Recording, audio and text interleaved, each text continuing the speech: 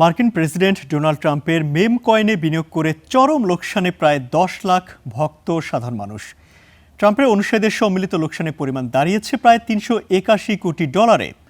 তবে সাধারণ বিনিয়োগকারীরা সর্বশান্ত হলেও ট্রাম্প নিজে এই খাত থেকে সরাসরি তুলে নিয়েছেন $63.60 কোটি। ক্রিপ্টোকারেন্সি অ্যানালিস্টিক ফার্ম ন্যানসেন্সের সাম্প্রতিক প্রতিবেদনে উঠে এসেছে চাঞ্চল্যকর সব তথ্য। ডিজিটাল মুদ্রা বা ক্রিপ্টোকারেন্সিতে বিনিয়োগ করে মার্কিন প্রেসিডেন্ট ডোনাল্ড ট্রাম্পের অনুসারীদের আর্থিক অবস্থা এখন চরম বিপর্যয়ের মুখে।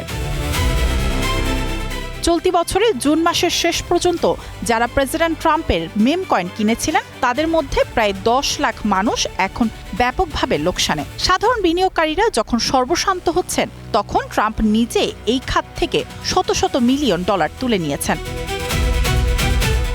ন্যানসেন্সের প্রতিবেদনে দেখা গেছে ট্রাম্পের অনুসারী ও সাধারণ ক্রিপ্টো বিনিয়োগকারীদের সম্মিলিত লোকসানের পরিমাণ দাঁড়িয়েছে প্রায় $381 কোটি। তবে মেম কয়েনের দাম বাড়ুক বা কমুক, ট্রাম্পের লাভ নিশ্চিত ছিল, কারণ যখনই কেউ এই টোকেন কেনাবেচা করত তখনই ট্রাম্প একটি নির্দিষ্ট অংশ কমিশন পেতেন। ট্রাম্প তার নিজস্ব সোশ্যাল মিডিয়া প্ল্যাটফর্ম ট্রুথ সোশ্যালের মাধ্যমে তার অনুসারীদের এই টোকেনটি কেনার আহ্বান জানিয়েছিলেন। জুন মাসের শেষ পর্যন্ত এই মেম কয়েন কিনে প্রতি 3 জনের ক্রেতার মধ্যে প্রায় 2 জনই লোকসানের শিকার হয়েছেন। সর্বোচ্চ $75 পার হওয়া এই কয়েনটি বর্তমানে মাত্র $1.76 লেনদেন হচ্ছে, যা এর সর্বোচ্চ মূল্য থেকে প্রায় 97% কম।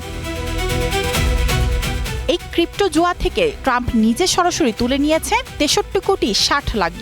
এছাড়া কিছু অভিজ্ঞ ব্যবসায়ী বট ব্যবহার করে সাধারণ বিনিয়োগকারীদের আগেই চড়া দামে কয়েন বিক্রি করে প্রায় $400 কোটি মুনাফা লুটে নিয়েছে।